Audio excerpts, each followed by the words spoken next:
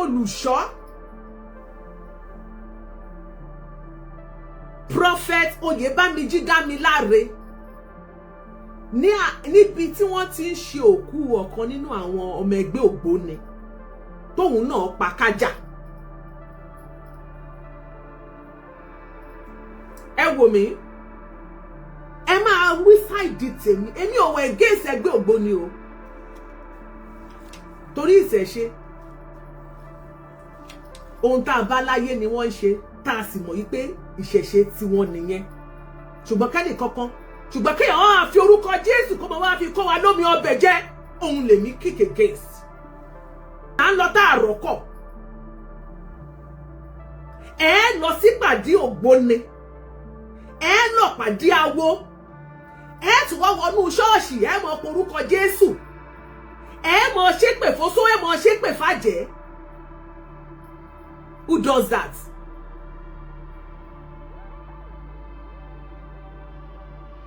Who does that?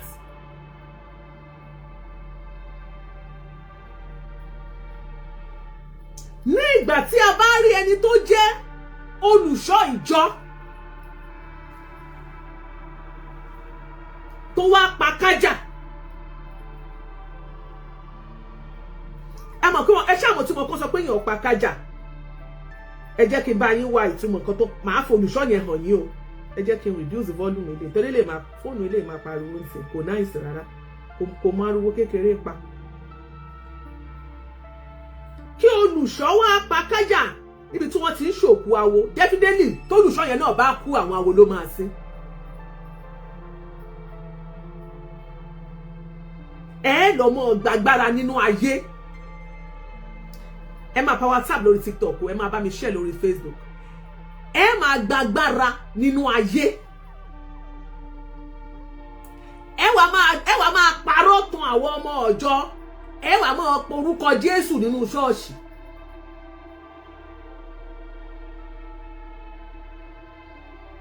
Ìgbà wo lẹ rí àwọn ẹgbẹ́ Ògbóni, àwọn oníṣẹ̀ṣe, àwọn awo tí wọ́n ń tijú ẹ̀sìn tí wọ́n ń ṣe? Ẹ fẹ́ kan announce fún wa pé kí gbogbo wa lọ ṣògbóni. A dẹ̀ ti mọ̀ wípé a lè ṣe. Kì í ṣe pé kẹ́ wá máa parọ́ fún wa, kẹ́ máa fi àwọn òfin constitution celestial ní section 101 títí dé 103 tí bàbá Ọ̀ṣọ́fà tó gbé sílẹ̀, tí wọ́n ní ẹnikẹ́ni ò gbọ́dọ̀ ṣe gbé ayé, kódà anybody ò gbọ́dọ̀ gba oyè ayé. Tó bá ní oyè tó fẹ́ gbà, tó bá jọmọ jẹ́ celestial, pé wàá kọ́kọ́ lọ ṣe kíni, ìzírà kó lọ resign kúrò nínú ìkíní ipò tó inú sẹ̀lẹ̀, kó wá lọ gboyè ẹ pé kò sáyè. Ẹ wàá mọ lòyẹ nínú ṣọ́ọ̀ṣì, ẹ mọ fi wàásù, ẹ mọ fi di ọmọ ìjọ mọ́lẹ̀, ẹ̀yin àmọ́ lọ́dún ẹgbẹ́ Ògbóni. Ṣé ẹ gbádùn? Nígbà tẹ́yìn mọ̀ porúkọ Jésù òṣìṣẹ́, wọ́n ìtẹ́ ń parọ́ fún wa. Kẹ́ jẹ́ kí gbogbo àwùlẹ̀ mọ̀nà tá a máa gbà pé orúkọ Jésù ni ẹ o, tí wọ́n fi ń sọ sínú kándù tí wọ́n láṣọ tó rí máyà bí jẹrẹ máyà bí kí ló máa ń pe eré wọn kíní kan tó máa ń sọ yẹn. Ẹ ní pé kò ṣiṣẹ́ o. Pàmò ọba kíra ó tẹ́lá ti ríra yín sábà pé aleluya ẹ wùlẹ̀ sọ pé kò ṣiṣẹ́ o, eriwo yà ló kú o. Àwọn èèyàn ọmọ ọjọ́ ti mọ online, wọ́n ti mọ scores, wọ́n ti mọ bó ṣe ń lọ.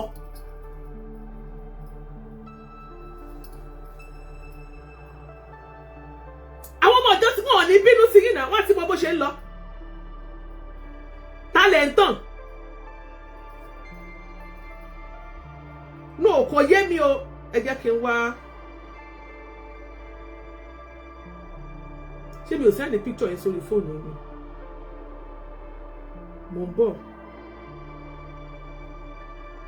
Mo fẹ́ bá yín wá bàbá ṣọ́ọ̀ṣì. Ó wà nínú bí o. Okay, ẹ jẹ́ kí n play fídíò tó tiẹ̀ wà gangan kó má di pé bóyá mo parọ́ kankan. Ó wà nínú. Ẹ jẹ́ ẹ wò bí tó ti ń ṣe òkú awo lélẹ̀, ṣe rí pé gbogbo ló pa kájà. Ẹ wò ṣe rí pé gbogbo ló pa kájà. Tó bá ti débi pásítọ̀ yẹn pásítọ̀ ló lo glasses yẹn, ṣé ẹ ti rí, màá pọ́ọ̀sì ẹ̀ fún yín, ẹ má wọrí, mo ráyè.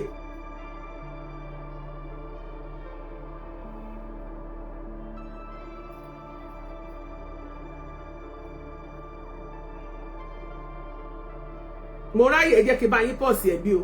tó bá ti dọ́dọ̀ ó ń dọ̀jì ojú mo ráyè bàbá yín gbé wá bí wọ́n ti ń ṣòkú ọmọ awo. àwa rí wípé wọ́n wá pa kájà wọ́n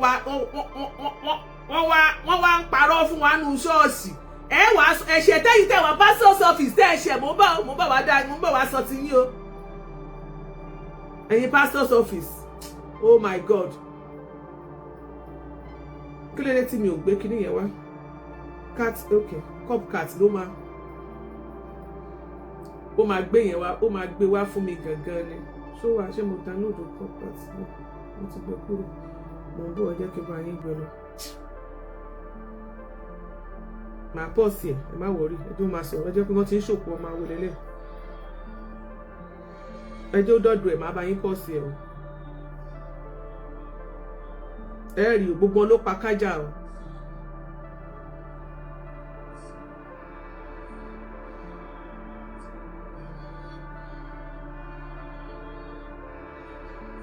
mo rí ẹ ó ti sálọ má sálọ báwo lè sálọ ọ̀dọ̀ ìyá alájẹ ló wà ó lè sálọ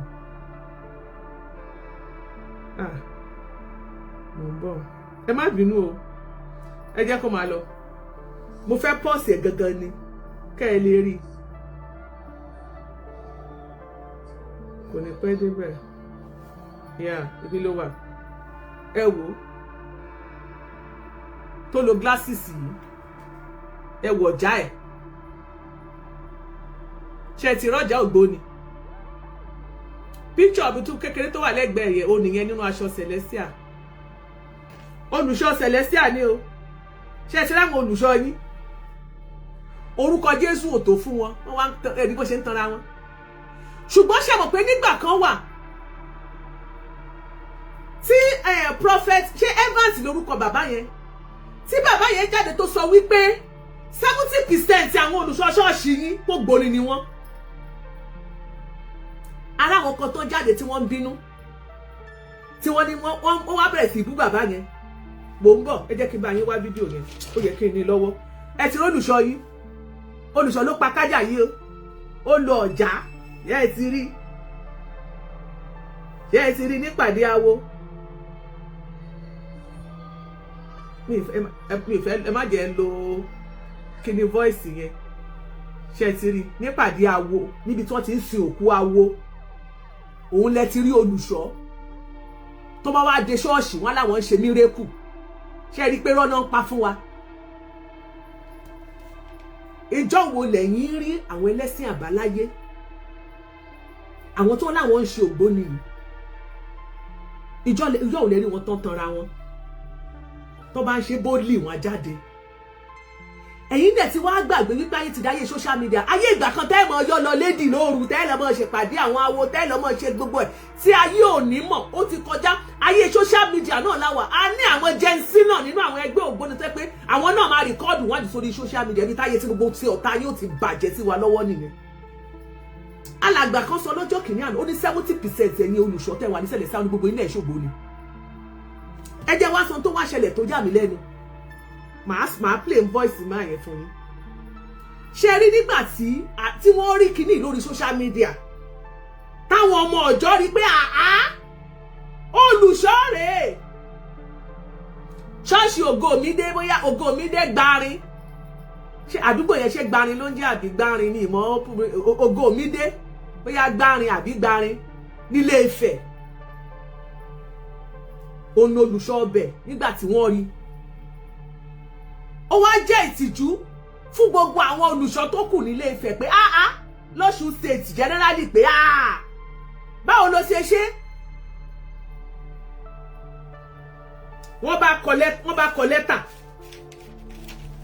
lẹ́tà excommunication pé tọ̀ àwọn ti ṣèwádìí torí wọ́n ṣèwádìí àwọn ṣèwádìí o wọ́n ní nothing bad in that ó bá dì bẹ́ẹ̀ ní Àjàyí tó bá máa ṣògbóni kó ṣògbóni ẹ má yẹ kán tórúkọ Jésù ò bá ṣiṣẹ́ mọ́ ẹjẹ́ kan láwọn fún wa ìyẹn ni mi ò fẹ́ gbọ́ pé nothing bad kí ni kẹ́ni ṣebí lẹ́nu ọjọ́ mẹ́ta ni pásítọ̀ kan ṣẹ̀ṣẹ̀ ń sọ mo ṣẹ̀ ń gbọ́ fídíò yẹn pé àwọn obìnrin a lè lọ ṣe second wife a lè ṣe third wife nílé ọkùnrin pé kò ṣẹ̀ṣẹ̀ bẹ́ẹ̀ wọ́n ṣẹ̀ṣẹ̀ wà ń preaching sí tí a lot of obìnrin ti lélẹ̀ tóbìnrin míì tó yẹ kó yàgùn tó fi kú tóbìnrin mi lélẹ̀ tó fi wọ 70 ṣé ẹ gbádùn ṣé a máa forúkọ Jésù ẹ máa fi kàjọ wa ni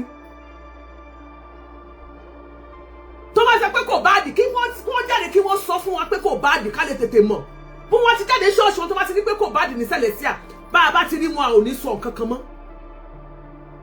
tẹ́ bá dẹ̀ ti ríra yín àgbọ̀dọ̀ gbọ́ kẹ́ mọ́ pé hallelujah o ẹ mọ̀ pé irúwò yà kẹ́ mọ̀ para wọn ni wọ́n wáyé tẹ́ fi ń pretend wáyé tẹ́ mọ̀ ọmọ ọjọ́ tẹ́ mọ̀ sọ pé hallelujah tẹ́ ẹ̀ ṣe mọ̀ sọ pé irúwò yà sáwọn èèyàn ni kílẹ̀ tẹ́ fi ká àwọn ọmọ ọjọ́ yín lọ ẹ lọ mọ gbàgbára wẹ́wà mọ lò nínú ṣọ́ọ̀ṣì ẹ ṣe jẹ́ kí gbogbo ọmọ bí káwọn ìdí àṣírí bí tẹ́ ti gbàgbára yẹ kí gbogbo ọmọ gbàgbára mẹ́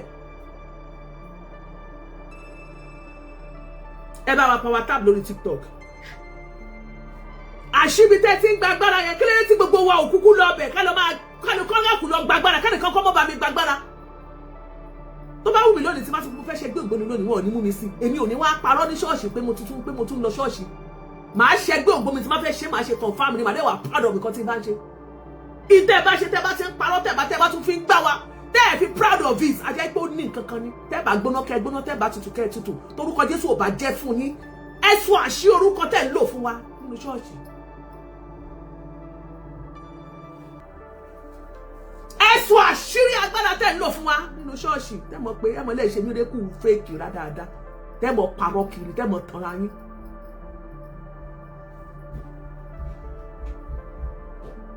ìgbà tí wọ́n wá rí àwọn ìgbìmọ̀ àwọn ọjọ́ àwọn ṣẹ́pàdì ẹgbẹ́ gbogbo wa lọ ṣèwádìí nínú iṣẹ́ ìwádìí tán ni wọ́n rí pé lóòótọ́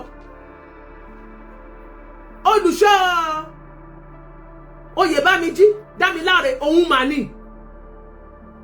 wọ́n bá kọ lẹ́tà sí head of pastor's office ìyẹn headquarter wọn ìkan lára àwọn olùṣọ́ ó wà nú ẹgbẹ́ Ògbóni o a rí o gbogbo àwa nìkan kọ́ la rí o gbogbo ẹ̀rí rẹ̀ o gbogbo ẹ̀ ló wà lórí social media o wọ́n wá kọ lẹ́tà wọ́n wá láwọn pé àwọn communication àwọn ti ṣe àwọn ò fẹ́ mọ́ láàrin wọn wọ́n wá kọ́pì ẹjọ́ bá mi pa àwọn Celestia task force ẹjọ́ torí tọ́lá àwọn tó jẹ́ ẹ bá mi pa àwọn tó jẹ́ Celestia torí àwọn ọmọ Celestia wá ń gbójú pamọ́ lẹ́mọ̀ hallelujah o tí bá gbọ́ tẹ́ sọ hallelujah kankan nínú tí bá rò kọ́mẹ́sẹ̀tọ̀ tí bá rò ọmọ Sẹ̀lẹ̀ kan tó sọ hallelujah o tí bá gbọ́ tẹ́ ọmọ Sẹ̀lẹ̀ kankan ṣe hallelujah o lẹ́yìn kẹsẹ̀ irúwo yà èmi náà sọ pé àyà gbó àyà tọ́ àyà jẹ àyà mú.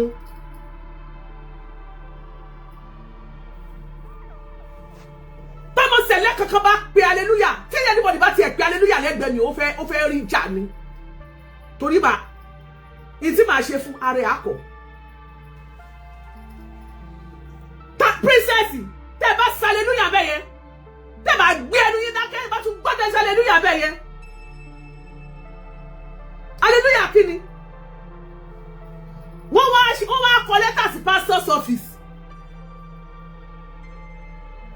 wọ́n wá Ọlábísí ojú ọlá complete máa bínú sí yín tẹ́ bá tún gbá hallelujah lẹ́nu yín hallelujah àbògbóni sí bọ́ lẹ́yìn kẹ́ bá ṣe pé eriwo yà ní kẹ́ máa sọ nítorí wípé pásítọ̀ tó sáré kàbàkàbà olùṣọ́ sáré kàbàkàbà dọ́dọ̀ àwọn Ògbóni reform ni bẹ́ẹ̀ ni mo sọ àwọn olùṣọ́ wọ́n lọ sọ́dọ̀ reform Ògbóni fraternity ni wọ́n lọ sábẹ́ ààbò ń bẹ̀ wọ́n lọ gbàgbára ń bẹ̀ so that is to say hallelujah tẹ́ ń pariwo yẹn ó ṣe kí ni ẹgbẹ́ pamọ́sẹ́gbẹ́ kan kẹ́ máa sọ eriwo yà àyàgbó àyàtọ̀ àyàjẹ àyàmú torí tó bá tọ́ fún yín ẹ̀yin máa yanjú hàn kiri tó bá tọ́ fún yín tí orúkọ tẹ́ ẹ̀ pé yẹn bá tọ́ fún yín tó dá yín lójú olùṣọ́ yín ò ní lọ máa pa kájà tẹ́ ẹ bá tún gbé kándù kankan dá níbẹ̀ yẹn.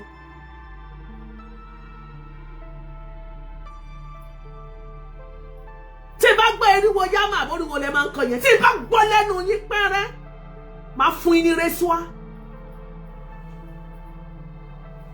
tó bá tó fún yín ẹ̀ ní mọ́ yanjú ràn kiri kò ṣiṣẹ́ fún yín nínú àwọn wọ́n ní hallelujah eriwo yà ẹ jẹ́ ká mọ̀ pàládàlú nìyí ṣùgbọ́n tẹ́ bá tún condemn àwọn oníṣẹ̀ṣe má jẹ́ kí n bínú sí yín condemn wọn ẹ lọ wá máa sádi wọn ẹ lọ mọ gbàgbára ẹ wá gbàgbára bẹ ẹ wá mọ lò nínú ṣọ́ọ̀ṣì ẹ wá mọ ṣe mímọ́ eriwo ra ṣe ẹ gbádùn.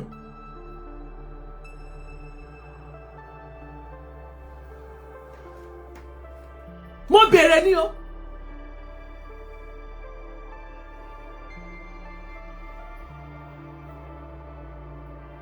ẹ máa condemn wọn ẹ máa ṣépè fòṣó ẹ máa ṣépè fàjẹ́ ẹ lè lọ máa gbàgbára lọ́dọ̀ wọn.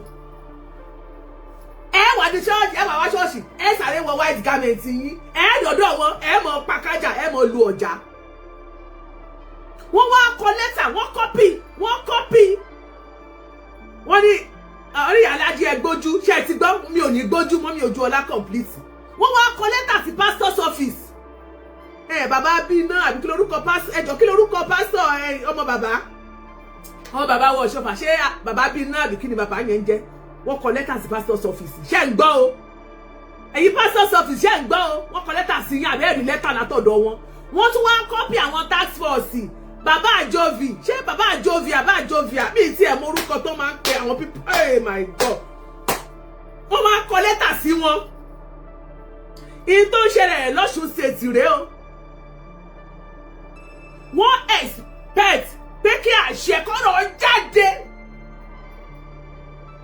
káṣẹ sì kìíní káṣẹ gùn kí ọ̀rọ̀ jáde láti pastor's office kó jáde látòkè lọ́hùn káṣẹ sì gùn. ohun tí a rí gbọ́ ni wípé àwọn task force wọ́n ní wọ́n wá invite àwọn ṣe tiwọn pé kéde kan invite arákùnrin according to allegedly ni o ẹ power tap lórí TikTok méje bẹ́ẹ̀ máa pa TikTok ìbá kúrò mẹ́ẹ̀. Power tap èmi ò náà ìzèlébù yẹn ọwọ́ tí mo bá wà yìí ọwọ́ mi ò báwọ́ skẹ̀skẹ̀s kankan wá ẹni pé mo ṣe máa wọlé àmọ́ gbéjà wọlé ni. ẹ máa power tap. wọ́n àwọn yẹn wọ́n ní task force wọ́n invite ẹ̀ mo bí iná adá fún yín God bless you just farm àmàdá fún yín. Julius Ọlágoróyè bó oníṣẹ́ wà ẹ má bínú jàre ẹ kọjọ́ mẹ́ta wọ́n wá kọ lẹ́tà ṣé wọ́n mọ̀ kan tí wọ́n ṣe àwọn task àwọn méjèèjì ẹ̀jẹ̀ kásán àwọn tí wọ́n tag wọ́n láwọn task force wọ́n invite máa yẹn pé ó yá wá jẹ́ ká ṣe ìwádìí lẹ́nu ẹ̀ káwọn náà tiẹ̀ fún ẹ ní benefit of doubt kó náà tiẹ̀ wá ṣàlàyé kó o ní orí ọ̀fẹ́ láti ṣàlàyé pé nǹkan báyìí ló ṣẹlẹ̀. arákùnrin yẹn sọ fún àwọn pastor's office ó sọ fún àwọn task force wípé Aláàfin Ọ̀yọ́ Ọ̀jájá ó ní kóun má lọ ẹjọ́ ṣé ọmọ ṣẹlẹ̀ lọ́jájá ni nǹkan máa ń ṣẹlẹ̀ lórílẹ̀‐èdè Nàìjíríà yẹn o sẹ̀lẹ́mọ̀ ti gbọ́lẹ̀ ó mọ̀ gbọ́lẹ̀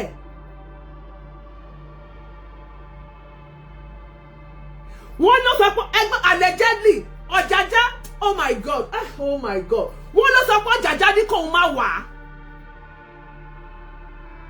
so Ọ̀jájá ló ń control Celestial ṣe ni pé wọ́n àwọn pípù yẹn wọ́n ń dẹ orí wa rú ni o ẹ wo Christendom o Ọ̀jájá tún pàṣẹ láti Ilé Ifẹ̀ lórí àwọn ìjọ Ọlọ́run wípé pásítọ̀ tó ń ṣògbóni pé kó má lọ ṣó parọ́ mọ́ pásítọ̀ ni àbí bẹ́ẹ̀ àbí lóòótọ́ l'Ọ̀jájá sọ bẹ́ẹ̀ ìyẹn bàbá wa Ọọ̀ni of Ifẹ̀ kábíyèsí o mo yí ká ọ̀tún mo yí ká òsì o kọ́ adé ó pẹ́ lórí o kílẹ̀kẹ̀ ó pẹ́ lọ́rùn kírùkẹ̀rẹ̀ ó dé kíní bàbá èwo ló kàn yín nínú ìjọ Celestial kó ẹ má bínú o ìbéèrè ni mo béèrè o sí òfàjà tó bá yẹ pé bẹ́ẹ̀ lórí wọ́n lẹ́yìn lẹ́ ń pàṣẹ láti inú pálásì yín àbọ̀ parọ́ mọ́ kábíyèsí ni.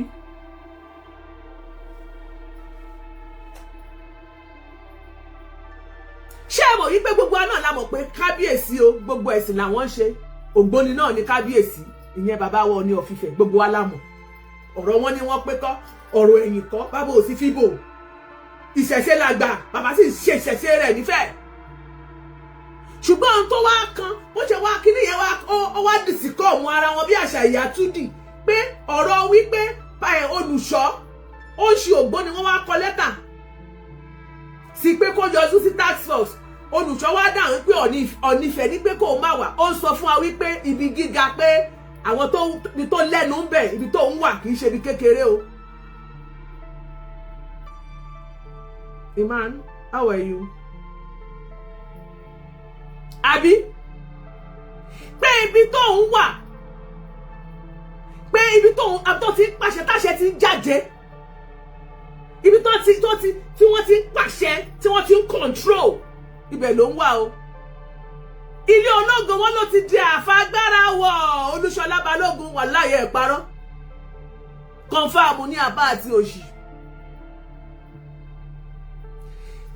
Tẹ́ fi mọ̀ pé lóòótọ́ agbára kan wá látòkè. Ṣé mọ̀ nǹkan táwọn pastors office ṣe? Wọ́n wá transfer ẹni tó jẹ́ regional head, God bless you, Moshe Gold. Wọ́n wá transfer ẹni tó jẹ́ regional head Celestial Church of Christ ní Ọlọ́run ṣògo ní headquarter ní Ile Ife. Pastor's office wá transfer ẹ̀ nítorí pé òun ló sign letter, òun ló kọ letter yẹn, òun ló sign lè ṣe gbogbo àwọn shepherd yẹn kọ, òun ló wá sign sí. So ẹni tó sign sí letter tí wọ́n fi sọ fún un wípé kí prophet Ògbóni báwo la ṣe máa fún náà Olúwo Ògbóni Olúwo prophet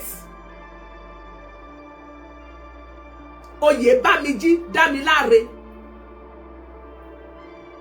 wọ́n wá transfer regional head yẹn, wọ́n wá transfer. So wọ́n ṣe kankan fún up to now àwọn retí láti gbà àti June 11 ni wọ́n ti transfer regional head yẹn tá a ti ń wòran.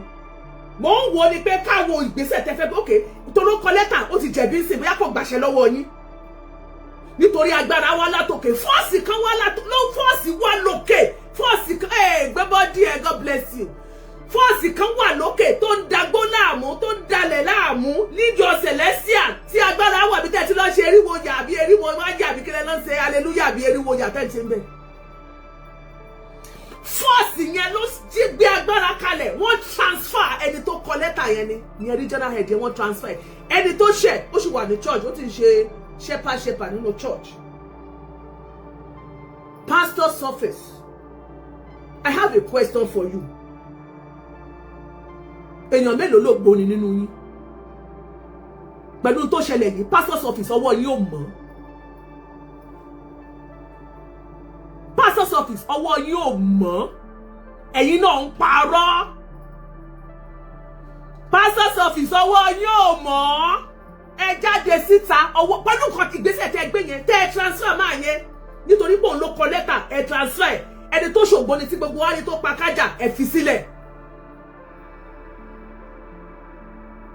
Pastor's office ọwọ́ yín ò mọ́. Ologboni lẹ́yìn náà. Tí ẹ bá ṣe pé Ologboni ni yín ẹnìkan ṣe nǹkan tó kù díẹ̀ káàtó ó yẹ ká ṣe ó jáde ni kí gbogbo àwọn ọmọ ọjọ́ mímọ́ àwọn ọmọ Celestial kan rí pé nǹkan tó ṣẹlẹ̀ yẹn kò dùn mọ́ pastor's office nú. So àwọn pastor's office yín náà wọ́n wá transfer ẹni tó kọ lẹ́tà ẹni tó sign lẹ́tà yẹn ẹ transfer ẹni tó ṣe kì í ṣe tẹ́ẹ̀lé sọ́mọ́ Ògbóni Dámiláre kẹ́ ẹ sọ́mọ́ ẹ̀ pé máa bọ̀ wá sẹ́yìn máa bọ̀ wá sí Kétu máa bọ̀ bá wa ní Kétu báyìí. Ó rí nǹkan tí constitution wá sọ ni constitution Celestial London section 101 títí dé 103 in tó sọ pé ọmọ Celestial àkọ́kọ́ ò gbọ́dọ̀ ṣe ẹgbẹ́ ò gbọ́dọ̀ ṣẹgbẹ́ àwọn ò gbọ́dọ̀ ṣẹgbẹ́ Ògbóni ọmọ Celestial àkọ́kọ́ ò gbọ́dọ̀ ṣe báyìí kò tí ẹ gbọ́dọ̀ gbóyè ayé gan à ń fúnyàn ní Balógun ó tiẹ̀ ti pẹ́ tó ti ń jẹ yẹn àìmọye tó ti ń jẹ ọ̀tún òsì Balógun aṣípa ojúlóge kìnìkan àìmọye tí gbogbo wọn ti lọ ń gbà àìmọye àwọn ọmọ ìṣẹ̀lẹ̀ táwọn náà wà nínú àwọn tó máa ń tó ń rúgbà Ọ̀ṣun àbá àrí lórí social media táwọn ọmọ ìṣẹ̀lẹ̀ yín ẹnu ò kì í sì lára ẹ̀yin Celestial àfi bí afọ́kèémù nígbà tí wọ́n bá ti gbé tó bá ti lọ rúgbà Ọ̀ṣun tó bá ti parí Ọ̀ṣun tán tẹ́ bá ti rí wọn ṣọ́ọ̀ṣì wọ́n ti wá wọnú ẹ̀mí wọ́n á máa jíṣẹ́ fún yín ìwọ náà mọ ọkọ lẹ̀ ayé ọ̀tẹ̀ ẹ̀ ta pa òbí ìmọ̀ ìwọ tó lè fẹnu ara ẹ béèrè a ó sì fi fún ọ ó ní o lẹ́nu ẹgbòòrò lòun ó kú nígbà ó bá yá ìníjọ́ kí gbogbo yín ó gbọ̀n tó ní kálukú ó mọ tẹ́ẹ̀mọ̀ wà tí ọ̀sọ́nù ká eléyìí ni ó jẹ́ kẹwàá lulẹ̀ tẹ́ ibẹ̀ pé ọlọ́run tẹ́ ẹ mọ̀ lẹ́ẹ̀mọ̀ òun lẹ́ẹ̀mọ̀ béèrè nǹkan lọ́wọ́ rẹ̀ nítorí ọ̀pọ̀lọpọ̀ nínú Bíbélì sọ pé àwọn èèyàn mi ṣègbè nítorí pé wọn ò ní ìmọ̀. ó lọ máa kúnlẹ̀ sọ́dọ̀ ànáìtì tó kúnlẹ̀ fún tí ìgbàgbọ́ tiẹ̀ gan ó gùdù ó strong ju mi tó lọ ń kúnlẹ̀ sí lọ ó lọ forí gbà orí pé òye rẹ̀ wò àwọn obìnrin kan sì wà nípa ayé wọn ti bàjẹ́ débi wípé bí táyé wọn ta dé wọn mọ̀ ṣe ṣùgbọ́n wọn mọ̀ wá pásítọ̀ kiri ni ẹran tó dájú ní ọbẹ̀ pásítọ̀ ni ó jẹ́ yóò lọ́lọ́run ń lò pásítọ̀ wà alian ìyá mi ṣe wà God bless you pásítọ̀ yóò gbé bọ́ lọ sórí ìta mẹ́ta lóòru níbo wá gbàgbára lọ́wọ́ táwọn wọnú ṣọ́ọ̀ṣì àwọn wọ white garment á máa gun pa lá máa sọ hallelujah o lẹ́yìn tó bá ti ṣe eriwo yàtọ̀ tó ní ṣe àbọ̀rú àbọ̀yè ńlẹ̀ Ifá. àwọn èèyàn mi ṣègbè torí wọn ò ní mọ̀ pastor's office ara yóò mọ̀ fúnrọ́ yín rún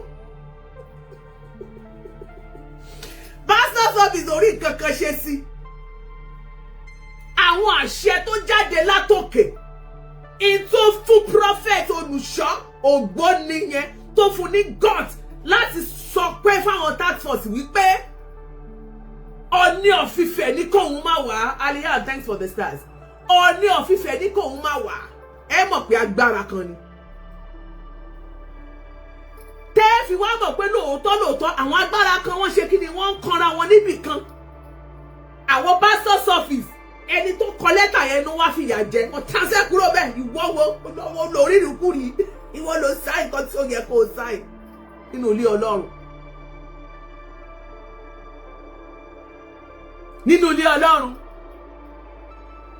lẹ́nu jẹ́ mẹ́ta àwọn fọ́tò kan ó ń lọ káàkiri bí ta ti rí bíṣọ̀bù kan tó ń kábàkábà tó ń fọ́mọ̀ ọjọ́ rẹ̀ dọ́gì ẹ̀ẹ́dẹ̀ sọ fún wa pé dọ́gì dùn nù sọ́ọ̀sì ṣe báwa náà bá ti mú choir stand àwọn kan oríṣiríṣi tó yẹ kẹ́ ẹ sọ fún wa já wa sí tipẹ́tipẹ́ ẹ ṣáà ń kó wa kí náà ní gbogbo ajá ń pariwo hallelujah à ń pariwo Jésù Jésù ni.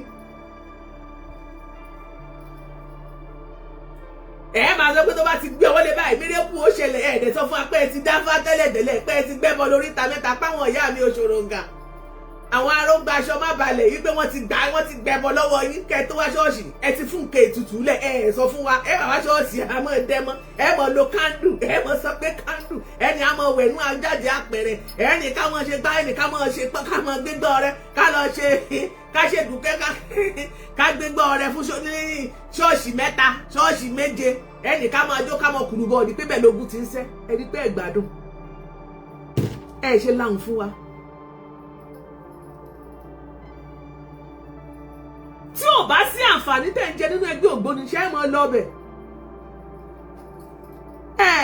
ẹ sì láhùn mò ń bọ̀ ẹ jẹ́ káwọn nǹkan tí báyẹn olùṣọ́ kan sọ fún wa.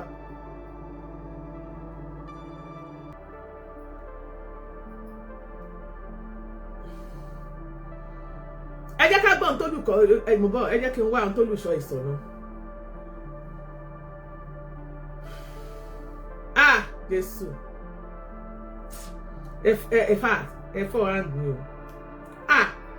o olùṣọ́ prophet Gabriel Evans yes ẹ̀gbọ́n mo ti edit ọmọ Gabriel bẹ́ẹ̀.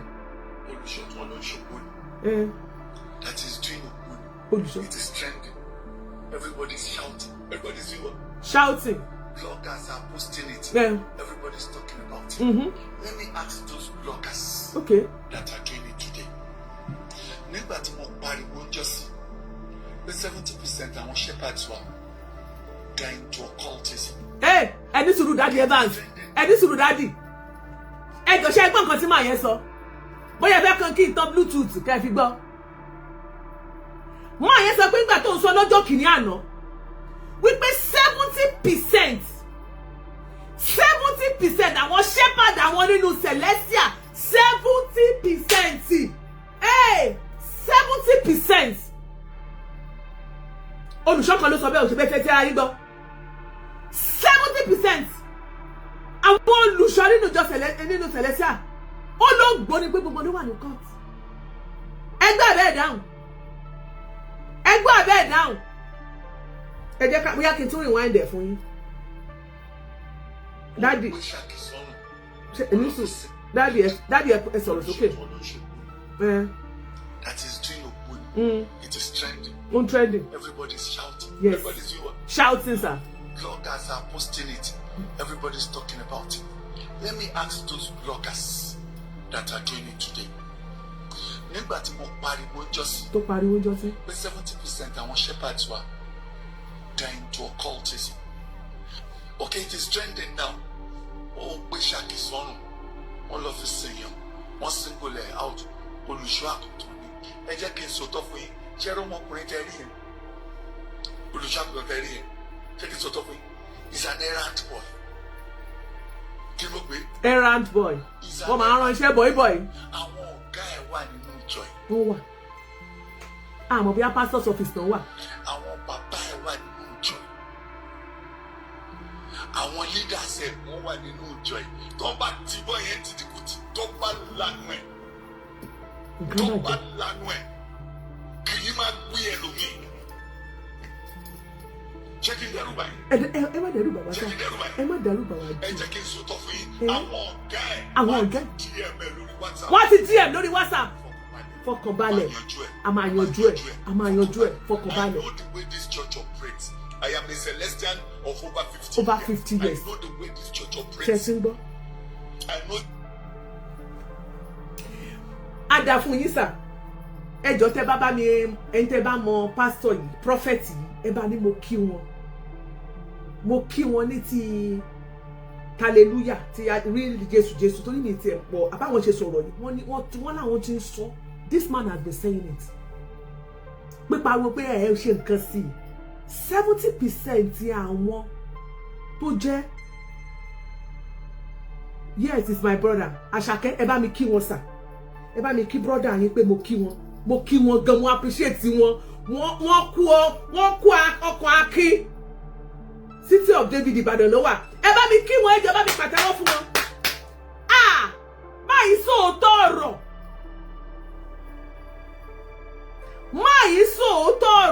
Wọ́n ní 70% àwọn olùṣọ́ gbogbo pátápátá ló wà nínú ẹgbẹ́ òkùnkùn. Wọ́n ló ti pẹ́ táwọn ti ń pariwo pé àwọn bloggers máa ń bú àwọn ni. Mi ò sí lára àwọn tó bú yín sá o dájì mi ò sí ńbẹ̀. Ọlọ́run ká ní mo bá mọ̀ gbà tẹ́ ẹ sọ yẹn èmi á ti kúkú kí yín lẹ́yìn èmi ò sí di àbòsí èmi ò sì kí yín lẹ́yìn. Pẹ̀lú àgbékalẹ̀ tẹ́ ẹ ṣe yìí wọ́n ti wá sọ fún wa yìí pé wọ́n ní bọ̀bọ̀ yìí wọ́n lọ ọmọ iṣẹ́ ló tún jẹ́. So definitely iṣẹ́ rí bí ìsìnkú tó lọ yàwọn kan ló máa rán tí ó lọ ṣojú gbogbo wọn ń bẹ̀.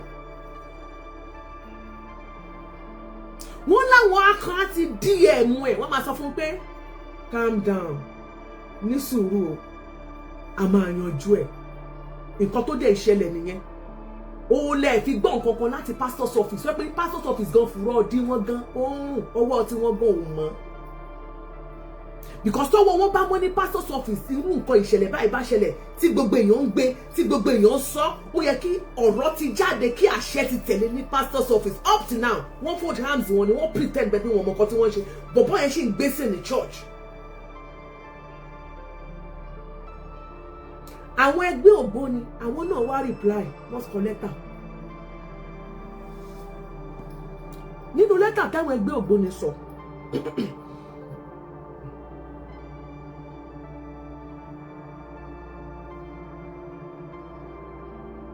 ọ̀rẹ́ mi ni nínú lẹ́tà just copy the link mo ṣe copy link yẹn nínú lẹ́tà tẹ́gbẹ́ Ògbóni táwọn lẹ́gbẹ́ Ògbóni kọ wọn ò fi gbogbo ara mọ́ gbogbo ohun tó ń ṣẹlẹ̀ yẹn àwọn concerns ẹgbẹ́ Ògbóni. The attention of concerned parties have been drawn to the statement issued by the leadership of Celestial worldwide regarding the alleged membership of Prophet Oyebamiji Damilare in Ogboni fraternity, an attempt to portray such accusation as automatically connected with autism, fetishism, or ungodly practices. We wish to state clearly that this position raises serious questions of consistency and fairness.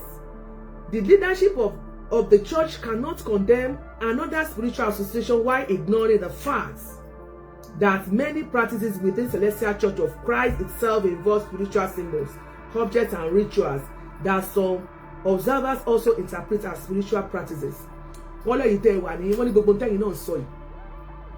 Tàbí àwọn tẹ̀lé tẹ́ gbogbo èyí tẹ́ fi ń bínú lórí ọ̀rọ̀ Dámiláre àwọn kan reformed Ògbóni. Wọ́n ní ṣèbínú ìjọ sẹ̀lẹ̀ náà. Wọ́n ní gbogbo tẹ́yìn náà máa ń dánwò bẹ́ẹ̀ gbogbo tẹ́yìn ṣe bẹ́ẹ̀ náà pé ṣe gbé bí spiritual náà ni. Wípé wáyé tẹ́ fi ń condemn ẹnìkan.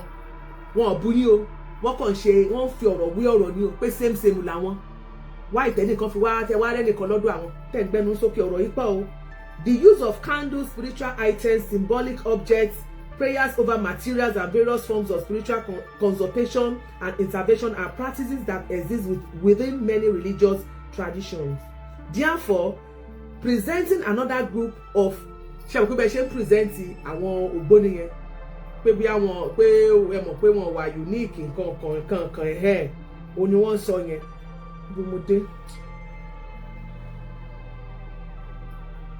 Maybe I shall say with fetish or occult activities while defending similar spiritual expressions within one's own institution appears contradictory. It is important to avoid hypocrisy and apply the same standard to everyone.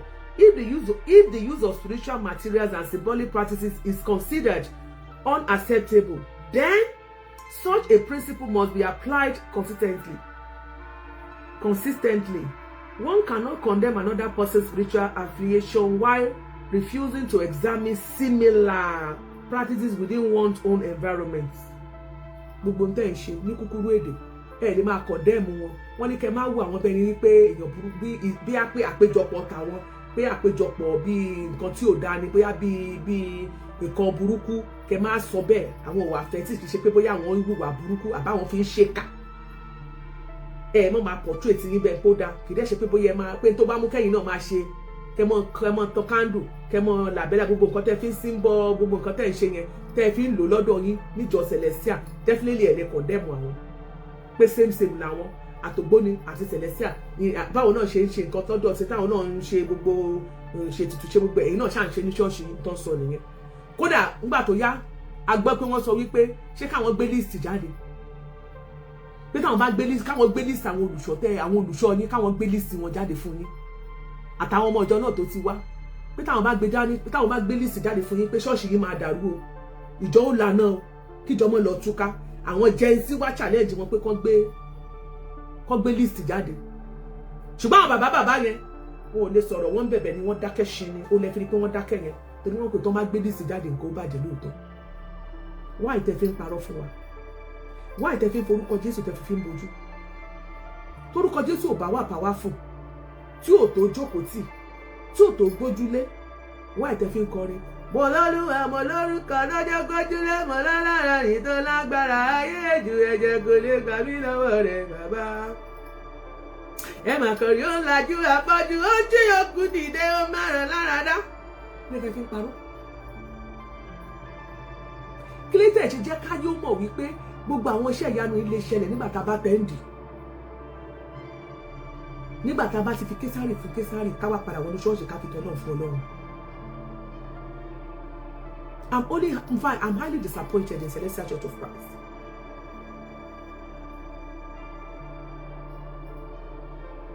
I'm highly disappointed in Celestial Church of Christ.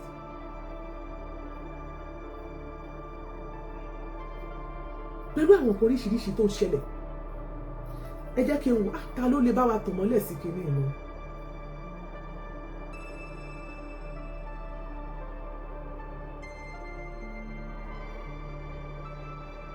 I'm highly disappointed. Ìyẹn ni wípé àwọn tó yẹ ká gbójú okùn lé gbogbo oníjọ Celestial gbogbo ilẹ̀ tí ń ṣògbó ni. Hello ṣe lè sọ̀rọ̀ àkómọ̀ bóyá ògbóni lẹ́yìn náà tẹ bá jẹ́ kí lẹ sọ tí bá gbá hallelujah lẹ́nu yín máa fún yín níṣẹ́ lẹ́nu kí ló já hallelujah ẹ sọ pé inú wo yà. tẹ́ bá tún sọ àwùsùbìlà ìgan màá rányàn sí pé kán náà yìí gbogbo àwọn ará ṣọ́ọ̀ṣì kan ló ti ń ṣògbóni ni àwọn bóyá yìí náà jára wọn ni. Ìyálájẹ tẹ̀kẹ̀ ẹ̀ ṣe ẹyọ gbogbo tí wàá lọ́sàn-án yìí. Mi ì ṣe ní yọ gbogbo tì mí mo ti ń ṣe ṣòfò fún yín látẹ̀kọ̀ mo kàn ní kí n wò bóyá yìí náà ti wà lẹ́gbẹ̀ẹ́ ògbóni ṣé ẹ sọ pé ẹ mọ̀ pé àwọn sẹ̀lẹ́sì àwọn ṣọ́ọ̀ṣì àwọn olùṣọ́ yín 70% wọn ṣe é gbọ́ ẹ sọ pé ẹ mọ̀ ìbọn sọ pé ògbóni gbogbo wọn wá lọ síbẹ̀. Násárẹ́tì a kì í ṣògbó ni. irọ́ wo náà sọ bẹ́ẹ̀ pastor's office gan ògbóni wà nù wọn. ṣe lẹ́bídẹ́ǹsì Ìyálájẹ. ẹ sọ pé kí n ṣe káwó ẹni kí n ṣe káwó mo fi sọ bẹ́ẹ̀. all right ma ẹ jẹ́ àwò. ẹ ṣé God bless you. arákùnrin tó jẹ́ prophet Oyèbámijí Olúwadámiláre tí wọ́n rí nígbà bí tó ti lọ sí òkú tí ó ṣẹgbẹ́ awo ìgbà tí wọ́n rí lórí social media àwọn shepherd tó wà nífẹ̀ẹ́ àwọn yòókù wọn ni òun ni wọ́n ṣèwádìí wọn rí wọ́n wá kọ lẹ́tà excommunication wọ́n wá kọ sí pastor's office àtàwọn tax office ohun tá a rí gbọ́ ni wípé wọ́n láwọn tax office invite máa yẹn ó ní àmọ́ bóyá òótọ́ ni o wọ́n ló sọ pé Ọọ̀ni of Ifẹ̀ ní kò má wà ṣùgbọ́n àwọn expect pastor's office látọjọ́ yìí kí wọ́n gbé ìgbésẹ̀ pastor's office lílé láti wá transfer regional head yẹn òun ni wọ́n wá gbé kúrò ẹni tó sign letter yẹn ni wọ́n wá gbé ẹ má gbàgbé pé wọ́n sọ pé Ọọ̀ni Ifẹ̀ ní pé kóun máa lọ kí ló fọ Ọọ̀ni of Ifẹ̀ àti ṣọ́ọ̀ṣì yín tí òun ló dá ṣẹlẹ̀ sí alẹ́ ni. bóyá Ọọ̀ni of Ifẹ̀ ní pásítọ̀ títí ẹ̀ tóun yàn. ẹ̀ tó ṣe pastor's office wọ́n ń bẹ̀rù Ọọ̀ni of Ifẹ̀ ni wọ́n fi ṣe kankan mo fẹ́ mọ̀ ní o torí àbí wọ́n ti gbé gbèsè táwọn ò mọ̀ ẹjọ́ ìlà wà lọ́yẹ̀ tìbí ẹjọ́ dárúkọ yín fáwọn èèyàn káwọn èèyàn mẹ́rin tó ń sọ̀rọ̀ pé ó yẹ kó yé yín ju àwa lọ. orúkọ tèmi ni Prophet Victor Ọláọ̀rẹ́ láti Celestial Reality Check. Ìyálájẹ kú iṣẹ́ kú ètò ìlú kó lè dáa ìjọ mímọ́ kì í ṣe ẹgbẹ́ awo ìjọ mímọ́ kì í ṣe òkú ni ìjọ mímọ́ kò ń ṣe torí ẹni tó dá ìjọ yìí sílẹ̀ Pastor SBJ Ọ̀ṣọ́fà ní constitution tí wọ́n kọ fún ìjọ mímọ́ ní 1982 constitution yìí section 103 ibẹ̀ wọ́n sọ wípé ẹnikẹ́ni tó bá máa jẹ́ ọmọ ìjọ mímọ́ ó gbọ́dọ̀ kọ ẹgbẹ́ ayé àbí fraternity kò lè ṣe ẹgbẹ́ ògbóni tàbí ẹgbẹ́ ìbílẹ̀ bíi ó tiẹ̀ lè jẹ́ oyè ìbílẹ̀ bíi ìyálájẹ kọ́tù mẹ́ lè jẹ́ oyè ẹ̀ tẹ́ bá máa jẹ́ ọmọ ṣẹlẹ̀ ẹ̀ lè jẹ́ oyè ìyálóde ẹ má bínú. ìyálájẹ tèmi sọ̀rọ̀sọ̀rọ̀ ni o kì í ṣe oyè ayé o. mo rò pé ìyálájẹ tó máa ń jẹ́ wélé wọn lóde. irọ́ o ìyálájẹ sọ̀rọ̀sọ̀rọ̀ ni o. ò so gbogbo àwọn ìyálájẹ yẹn wọn lè jẹ́ ìyálọ́jà ìyá àpènà olúwo. ọmọ ṣọ́ọ̀ṣì yìí kọjọ túnba ọmọ ṣọ́ọ̀ṣì yìí tẹ̀lé kọjọ túnba ṣé láti ẹ̀kọ́ ni àbí 2025 ó jọ túnba recently ṣé mi ò rí ni. Ìyálájẹ ó dàbọ̀ pé nǹkan tẹ̀ ń tú yìí ẹ̀kọ́ bẹ̀rẹ̀. no mo rí màá ń kékeré báyìí gbé picture jáde náà ó jẹ ọ̀túnba ọmọ ṣọ́ọ̀ṣì ọmọ sẹ̀lẹ̀ ni kí lẹ ṣe fún sáà kẹtọ náà ara ń faṣọ bá yín wò èyí tá rò kí ń sìn lára yín bí afọkẹ́mù. ẹ tẹ̀gẹ̀ yín sí ẹjọ́ ṣàánú ajé ẹ má dá business center irú báyìí so nǹkan tó ṣẹlẹ̀ ni pé ẹni tó dájọ́ lẹ̀ ti sọ wípé ẹnikẹ́ni tó bá ṣe àwọn ẹgbẹ́ ògbóni àbí ẹgbẹ́ ayé ó gbọ́dọ̀ lọ resign nínú ẹgbẹ́ yẹn maybe secret court ni o maybe any contest tàbí traditional whatever èyẹ ni ẹ gbọ́dọ̀ resign tó bá ti fi yẹn lẹ̀ tó ti fi òkè ayé lẹ̀ gba ẹ ló máa ṣẹ̀ṣẹ̀ sọ pé ó darapọ̀ mọ́ ìjọ mímọ́ ti Kristi láti ọ̀run wá nítorí pé wọ́n make reference lọ sí 2 Corinthians tó sọ̀rọ̀ wípé ìrẹ́pọ̀ kí ló wà láàrin òkùnkùn àti ìmọ́lẹ̀ pé ẹni tó bá máa jẹ́ ọmọ ìjọ mímọ́ kò gbọ́dọ̀ jẹ oyè ayé ṣùgbọ́n lóòótọ́ àti lódodo ní ọ̀pọ̀lọpọ̀ ègèrè báwọn ṣe ń pa òwe yẹn pé kinní kan ti dàpọ̀ mọ́ kinní kan ó ti dàpọ̀ mọ́ra wọn ọmọ ti dàpọ̀ ní másì àwọn babaláwo àwọn oníṣẹ̀ṣe àwọn tó ṣe oríṣiríṣi ìjọ tó tù wọ́n lára jù láti fi kẹ́ra láti jẹ́ káwọn èèyàn rò pé bóyá kìrìsìtẹ́nì ni wọ́n tó ń lọ jọ́ọ̀jì. ọmọ sẹ̀lẹ̀ rèé o tó lọ joyè ọmọ sẹ̀lẹ̀ rèé o ẹ bọ́ sórí social media kẹ́ máa rí picture tí mo fi hàn yín ọmọ sẹ̀lẹ̀ rèé o ṣé ó yẹ ayé kọ́ ló lọ jẹ yìí ẹ mọ̀ tara yín ṣé tó náà akọ̀ máa ń rí yín tá a mọ̀ pretend bẹ́ẹ̀ bá rí gbogbo tó ń ṣẹlẹ̀ ni. kì í ṣe gbogbo wa náà Ìyálájẹ ẹ tẹ̀kẹ̀ yín sí kì í ṣe gbogbo wa kì í ṣe gbogbo nǹkan yóò dáa ìjọ mímọ́ lòdì sí ìlànà lòdì sí ṣùgbọ́n máa ń ṣẹlẹ̀ bó dẹ̀ ṣe ń ṣẹlẹ̀ náà la ṣe ń pariwo la ṣe ń kéde la ṣe ń sọ fún wọn pé kò dáa àwọn nǹkan yóò dáa torí àwọn ìjọ tí ó fi àyè gba kéèyàn jẹ oyè ayé àwọn ìjọ yẹn wà àwọn chọ́ọ̀chì ìbílẹ̀ ẹ lọ pa constitution yín rẹ.